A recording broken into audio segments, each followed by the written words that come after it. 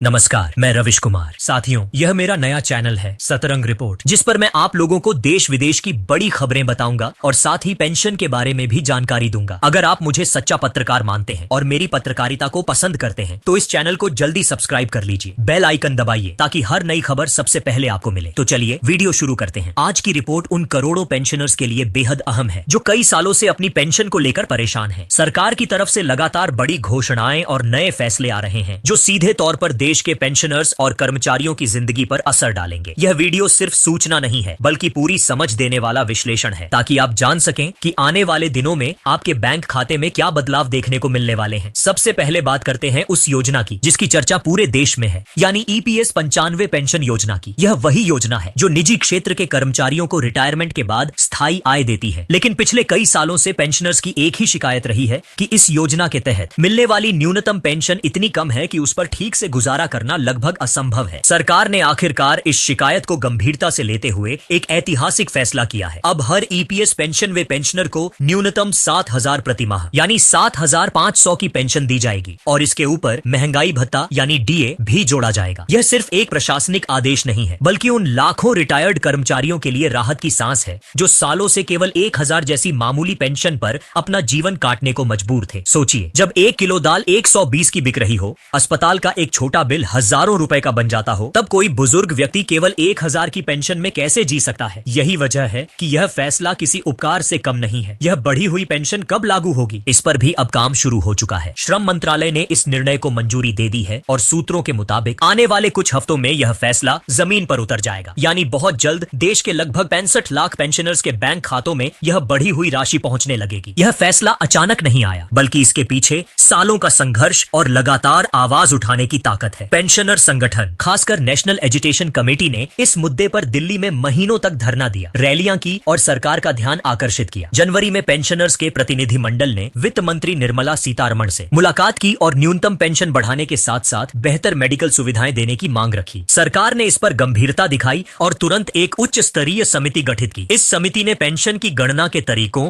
और महंगाई के असर की गहन समीक्षा की। जुलाई तक रिपोर्ट सौंपी गई और अक्टूबर तक इस पर अंतिम मुहर लग गई। अब बस इसे लागू करने की औपचारिकताएं पूरी की जा रही हैं और उम्मीद है कि जल्द ही सभी पेंशनर्स को इसका फायदा मिलेगा। इस फैसले से देश भर के लाखों पेंशनर्स को सीधा लाभ मिलेगा। आंकड़ों के मुताबिक करीब 65 लाख पेंशनर्स इस श्रेणी में आते हैं, जिनमें से 36,000 कम आय वाले कर्मचारी और लगभग 26 लाख सब्सिडी प्राप्त पेंशनर्स शामिल हैं। सरकार अब विधवा और आश्रित पेंशन में भी सुधार पर विचार कर रही है ताकि वहां भी जल्द राहत पहुंचाई जा सके। पेंशनर्स को इस फैसले का लाभ लेने के लिए किसी अतिरिक्त प्रक्रिया की जरूरत नहीं होगी, क्योंकि यह प्रक्रिया स्वचालित होगी। EPFO अपने रिकॉर्ड अपडेट करेगा और नई राशि सीधे बैंक खातों में भेजी जाएगी। फिर भी सलाह यही दी जा रही है कि सभी पेंशनर्स अपने रिकॉर्ड एक बार जांच लें। यह काम EPFO की आधिकारिक वेबसाइट या उमंग ऐप से आसानी से किया जा सकता है। अगर कहीं कोई गलती दिखे या राशि में बदलाव नजर न आए तो तुरंत अपने क्षेत्रीय कार्यालय से संपर्क करें। यह आपका हक है और अब वक्त आ गया है कि आप इसे पूरी तरह हासिल करें। अब बात करते हैं उस खबर की जिसने सरकारी कर्मचारियों के बीच उत्साह की लहर पैदा कर दी है। केंद्र सरकार ने आखिरकार पुरानी पेंशन स्कीम यानी ओल्ड पेंशन स्कीम को फिर से लागू करने का फैसला ले लिया है। यह फैसला उन सभी सरकारी कर्मचारियों के लिए किसी सपने से कम नहीं है जो 2004 के बाद नौकरी में आए थे और नई पेंशन स्कीम के तहत काम कर रहे थे। साल 2004 में नई पेंशन स्कीम लागू की गई थी जिसमें पेंशन की कोई गारंटी नहीं थी। पेंशन बाजार के उतार चढ़ाव पर निर्भर करती थी, जिससे कर्मचारियों में असुरक्षा की भावना बढ़ती गई। रिटायरमेंट के बाद हर व्यक्ति यही चाहता है कि उसे एक स्थायी आय मिले जिससे वह सम्मान पूर्वक जीवन जी सके, लेकिन NPS में यह भरोसा नहीं था। अब सरकार ने उस गलती को सुधार लिया है और पुरानी सुरक्षा प्रणाली को फिर से बहाल करने का फैसला किया है। इस कदम का सबसे बड़ा फायदा उन कर्मचारियों को मिलेगा जिनकी नियुक्ति सन 2004 के बाद हुई थी। यह वे लोग हैं जो पिछले लगभग 2 दशकों से पेंशन के भविष्य को लेकर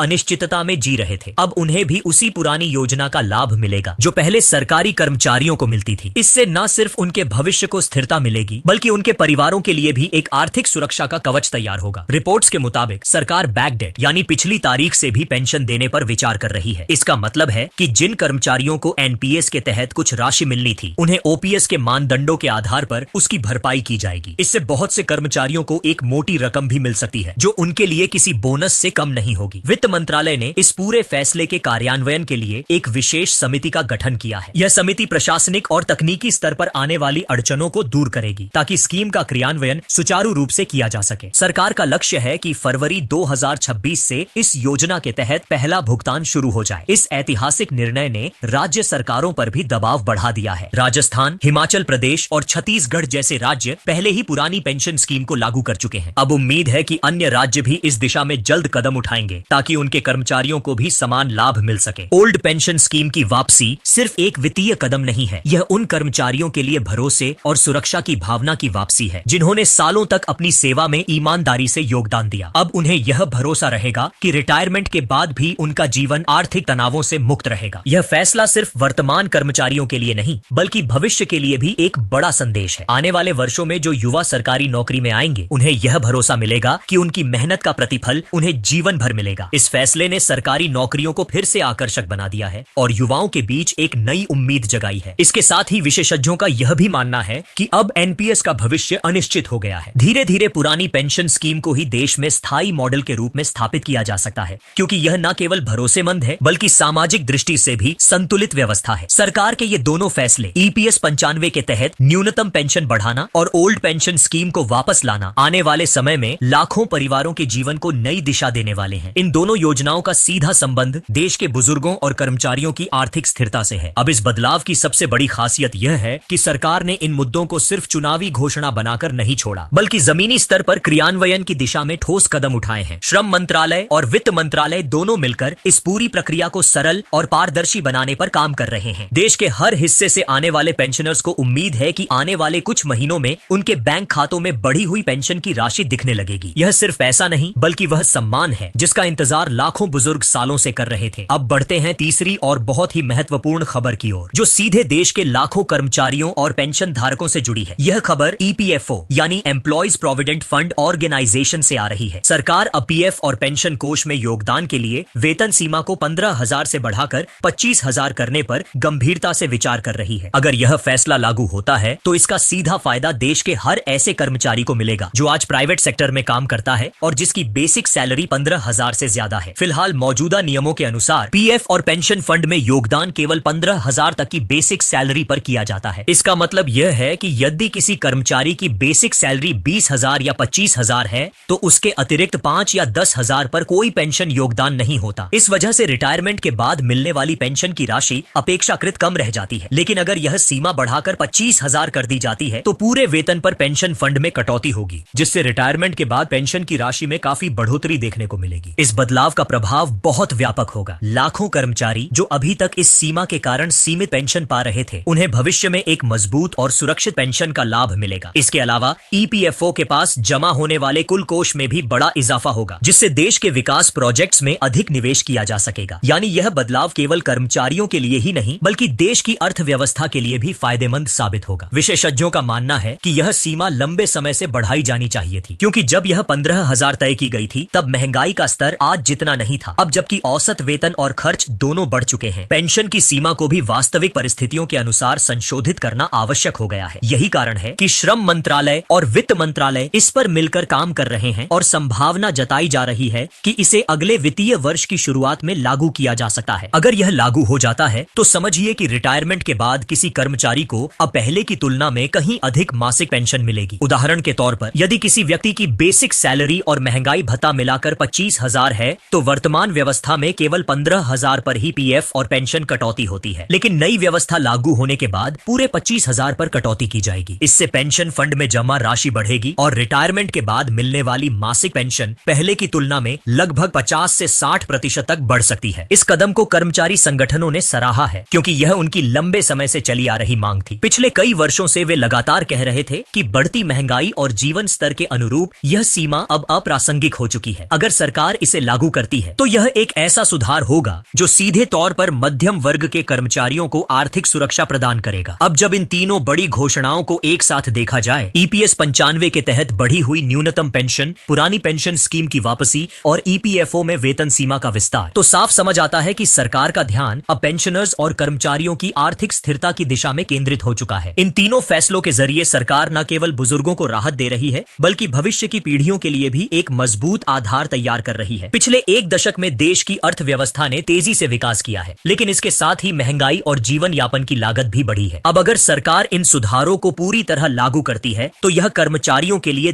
दीर्घकालिक राहत साबित होंगे। इससे बुजुर्गों को सम्मानजनक जीवन मिलेगा और युवाओं को यह भरोसा रहेगा कि उनकी मेहनत का परिणाम उन्हें भविष्य में निश्चित रूप से मिलेगा। यह भी ध्यान देने योग्य है कि इन तीनों सुधारों से समाज में एक नई उम्मीद और सकारात्मकता का माहौल बनेगा। जब बुजुर्गों के पास खर्च करने की क्षमता बढ़ेगी तो उपभोग में वृद्धि होगी, जिससे बाजार को भी बल मिलेगा। विशेषज्ञों के अनुसार इससे ग्रामीण और शहरी दोनों अर्थव्यवस्थाओं में मांग बढ़ेगी, जो देश के विकास की गति को और तेज करेगी। सरकार का यह कदम सामाजिक दृष्टि से भी अत्यंत महत्वपूर्ण है। वर्षों से पेंशनर्स इस उम्मीद में थे कि कोई ऐसा फैसला आए जो उनके संघर्षपूर्ण जीवन में थोड़ी स्थिरता और राहत ला सके। आज जब यह फैसले वास्तविकता बन रहे हैं तो देश के लाखों परिवारों के चेहरों पर मुस्कान लौट आई है। यह केवल पेंशन बढ़ाने या स्कीम वापस लाने का मामला नहीं है, बल्कि यह भरोसे को बहाल करने की प्रक्रिया है। इन कदमों से कर्मचारियों और पेंशनर्स दोनों को यह संदेश गया है कि उनकी मेहनत की कद्र की जा रही है। जो लोग दशकों तक देश की सेवा करते हैं, उन्हें यह अधिकार है कि रिटायरमेंट के बाद उन्हें सम्मान और सुरक्षा मिले। अब सरकार ने यह जिम्मेदारी अपने कंधों पर दोबारा ले ली है। अगर आने वाले महीनों में यह सारी घोषणाएं अपने तय समय पर लागू होती हैं, तो भारत का पेंशन ढांचा पूरी तरह बदल जाएगा। एक ओर निजी क्षेत्र के पेंशनर्स को बेहतर मासिक आय मिलेगी, दूसरी ओर सरकारी कर्मचारियों को पुरानी गारंटी शुदा पेंशन वापस मिलेगी। साथ ही प्राइवेट सेक्टर के कर्मचारियों के लिए भी भविष्य सुरक्षित होगा, क्योंकि वेतन सीमा बढ़ने के बाद उनकी रिटायरमेंट पेंशन भी पहले से कई गुना अधिक होगी। इन फैसलों से सिर्फ आम लोगों को ही नहीं, बल्कि पूरे देश को फायदा होगा। जब बुजुर्गों की आर्थिक स्थिति मजबूत होती है तो उनका स्वास्थ्य, आत्मविश्वास और सामाजिक जीवन भी बेहतर होता है। इससे परिवारों पर आर्थिक दबाव कम पड़ता है और युवाओं को भी भविष्य के लिए प्रेरणा मिलती है। यह एक सकारात्मक चक्र है जो देश के सामाजिक ढांचे को मजबूत बनाता है। सरकार के इन कदमों ने यह साबित कर दिया है कि अब फोकस केवल योजनाएं बनाने पर नहीं, बल्कि उन्हें जमीनी स्तर पर लागू करने पर है। पेंशनर्स और कर्मचारियों के लिए यह एक सुनहरा मौका है, जब उन्हें अपने अधिकारों को समझने और उनका लाभ उठाने की पूरी आजादी मिल रही है। अगर आपके रिकॉर्ड में कोई गलती है या पेंशन खाते में राशि का कोई अपडेट नहीं हो रहा है, तो देर ना करें। तुरंत अपने क्षेत्रीय ईपीएफओ कार्यालय से संपर्क करें या उमंग ऐप के माध्यम से ऑनलाइन स्थिति जांचें। हर व्यक्ति को यह अधिकार है कि उसे अपने श्रम का पूरा फल मिले। अब समय आ गया है कि पेंशनर्स अपने हक के लिए और अधिक सजग हो। यह दौर सिर्फ शिकायतों का नहीं, बल्कि अपने अधिकारों के प्रति जागरूक होने का है। जो बदलाव हो रहे हैं उन्हें समझें, उनका लाभ उठाएं और अपने आसपास के लोगों को भी इसके बारे में बताएं, ताकि कोई भी पेंशनर इस सुविधा से वंचित ना रह जाए। यह भी सच है कि इन सुधारों से कर्मचारियों में विश्वास बढ़ेगा और सरकारी नीतियों पर भरोसा लौटेगा। जब सरकार और कर्मचारी दोनों एक दूसरे के साथ तालमेल में काम करते हैं, तो न केवल अर्थव्यवस्था बल्कि पूरा समाज मजबूत होता है। तो दोस्तों, आज की ये तीनों बड़ी खबरें, ईपीएस 95 में न्यूनतम पेंशन की बढ़ोतरी, पुरानी पेंशन स्कीम की वापसी और ईपीएफओ में वेतन सीमा में बढ़ोतरी की तैयारी, यह सब मिलकर भारत के पेंशन ढांचे को एक नई दिशा देने वाली है। यह शुरुआत है एक ऐसे युग की जहां रिटायरमेंट अब डर या चिंता का कारण नहीं, बल्कि सम्मानजनक जीवन का प्रतीक होगा। अगर आपको यह जानकारी उपयोगी लगी हो तो इस वीडियो को लाइक करें, चैनल सतरंग रिपोर्ट को सब्सक्राइब करें, बेल आइकन दबाना न भूलें और इसे अपने सभी पेंशन धारक मित्रों और परिवारजनों के साथ शेयर करें, ताकि वे भी इन बदलावों के बारे में जान सकें और अपने अधिकारों का पूरा लाभ उठा सकें। आपके भरोसे और समर्थन से ही हम ऐसी सटीक और उपयोगी जानकारी आपके तक पहुंचा पाते हैं। हमारी कोशिश है कि हर पेंशनर और कर्मचारी को उसका हक मिले, उसकी आवाज सुनी जाए और उसकी मेहनत का सम्मान हो। देश की तरक्की तभी संभव है जब उसके बुजुर्ग सुरक्षित और सम्मानजनक जीवन जी सकें। धन्यवाद। जय हिंद।